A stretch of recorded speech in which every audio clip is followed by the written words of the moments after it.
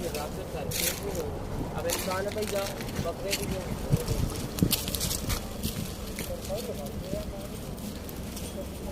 ये दोनों